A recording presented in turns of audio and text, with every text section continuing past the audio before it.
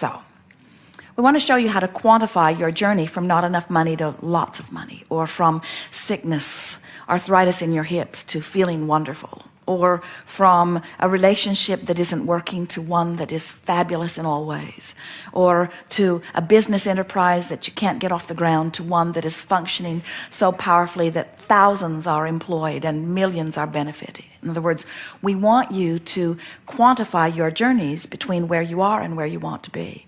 And the way you do that is by being aware that every indication to you is vibrational, and by understanding what the indicators are. This is always true. What I think and how I feel and what manifests is always a vibrational match. But here's the big kicker.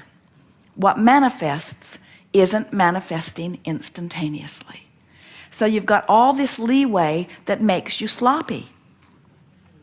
If you thought a negative thought and a brick would fall on your head every time, you'd clean up your thinking.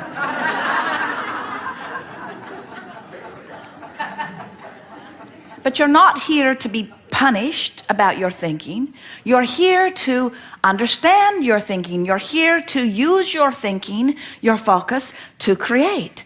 And it is such a delicious experience to come into conscious awareness that what I'm thinking right now and what I'm feeling about it is setting into motion something in my vibrational future. And what I'm thinking right now, most important, what I'm thinking right now is bringing me close to many things that are already in my vibrational future. Can you see how someone could get their heart broken, and then they could get sick, and then they could lose all of their money, and then they could wreck their car all in the same week?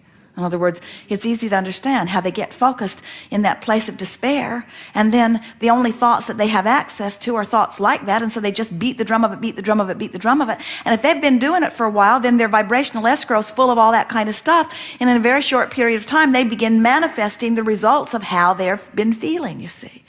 So we don't want you to be afraid of your vibrational escrow. It's full of wonderful things too. But we want you to be aware of what you're doing vibrationally, because we want you to know which way you're going along this journey. We want you to know when you're headed toward what you want or when you're headed away from what you want.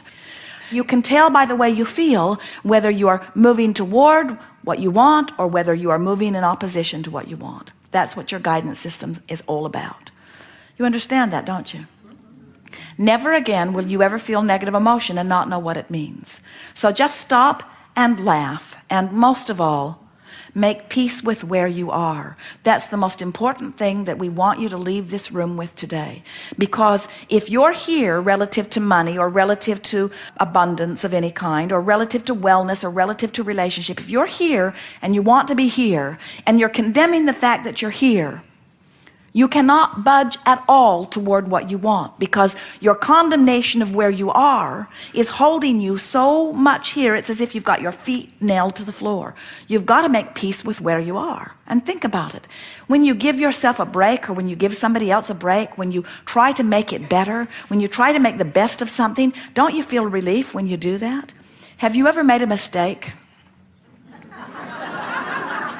And have you ever been in a situation where someone whose opinion you care very much about noticed that you had made the mistake?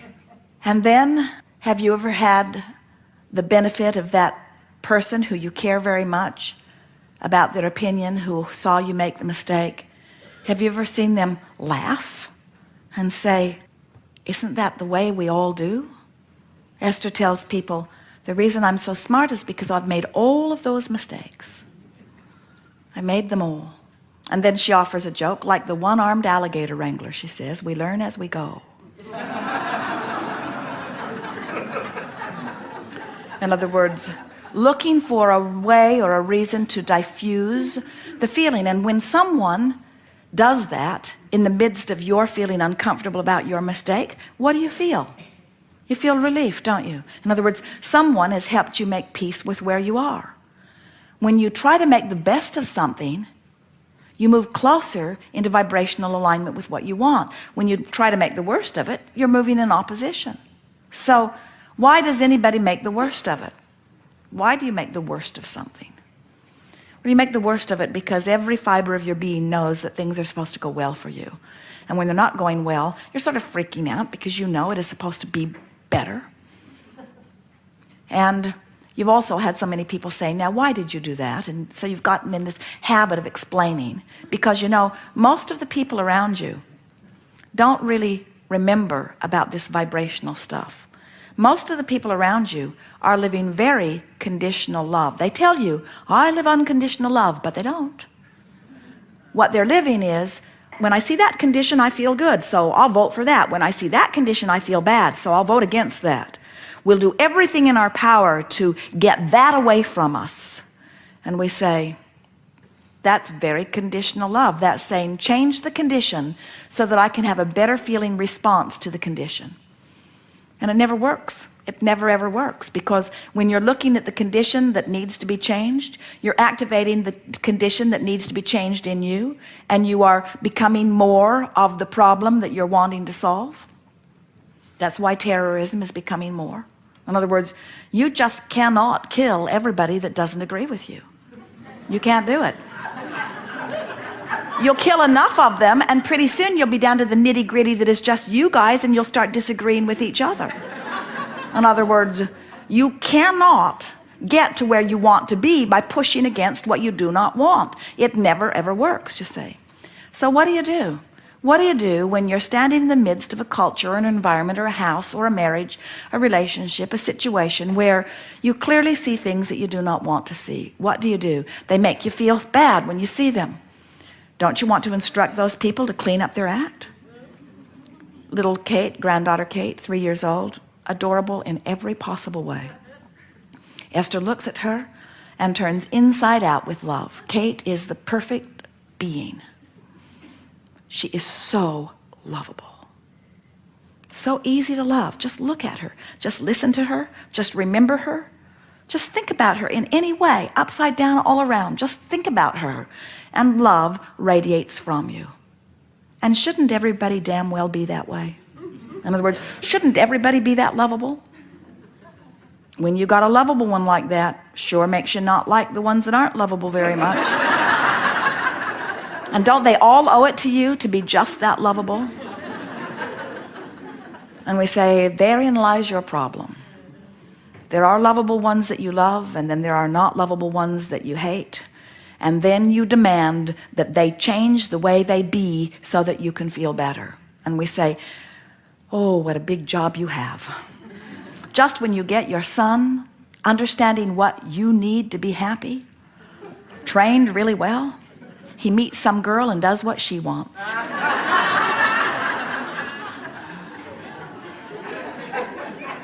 And if your happiness depends upon anybody else performing in any way to please you, it's no wonder you feel out of control, because they're all selfishly oriented too.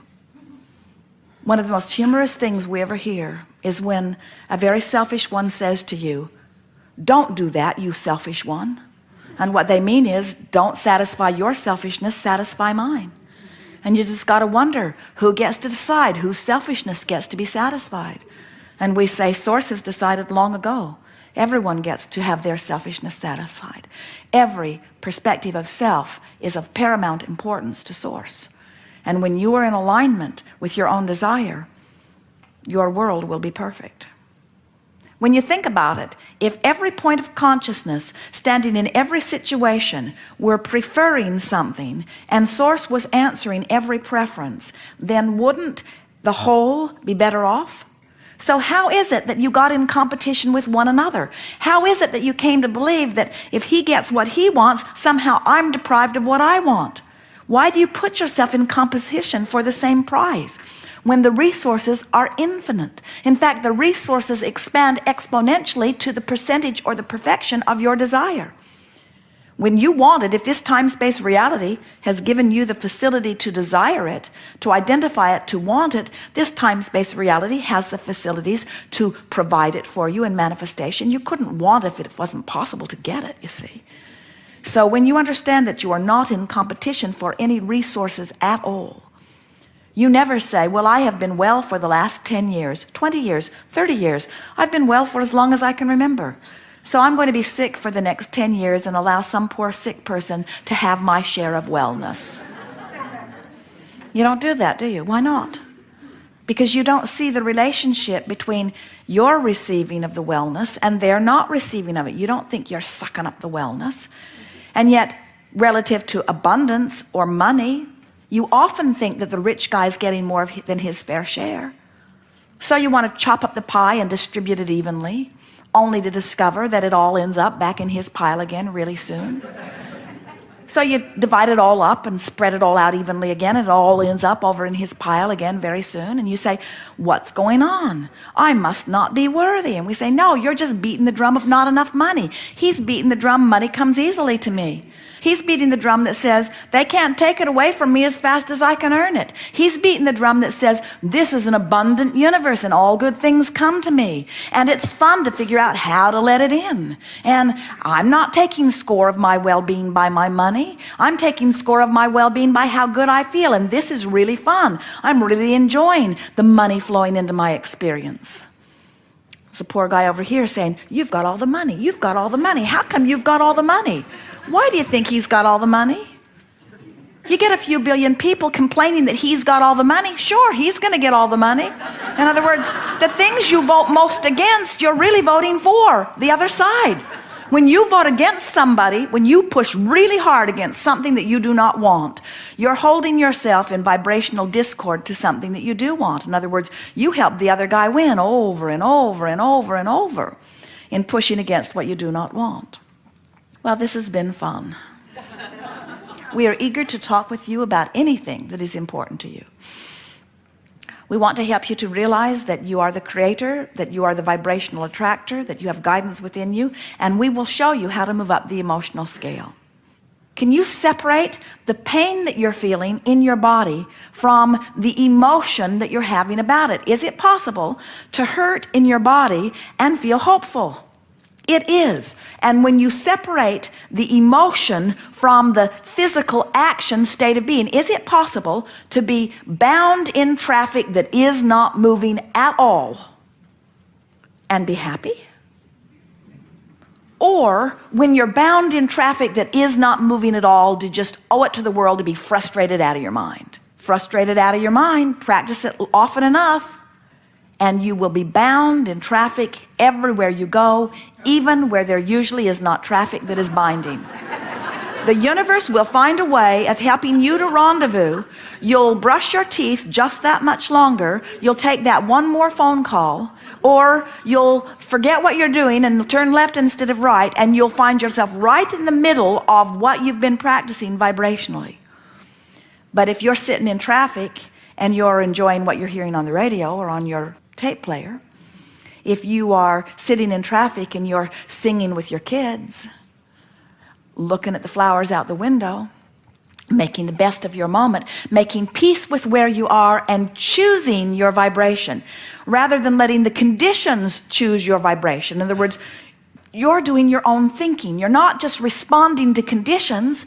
You're thinking in spite of conditions or along with conditions. Can you feel the difference? When you start thinking, regardless of the conditions will change. But if you only think about the conditions, nothing can change for you. You see it, you comment on it, you see it, you think about it, you see it, you tell others about it, you see it, you remember it, you see it, you comment on it, you see it, you tell others about it, and then it actualizes around you and you say, well, it's true. Shouldn't I tell the truth? And we say there are plenty of truths that make your heart sing and plenty of truths that make you feel sad. Tell the truths that make your heart sing and ignore the rest. Easier said than done, we know, but that is your work. Your work is to care so much about the way you feel that you are not willing to put up with anything that doesn't feel good. Not anything. Not a squeal in your sound system. Not a nagging wife. Nothing. Don't put up with anything that doesn't feel good. Find a way around it. Find a way to make it feel better to you. Now what? Begin right here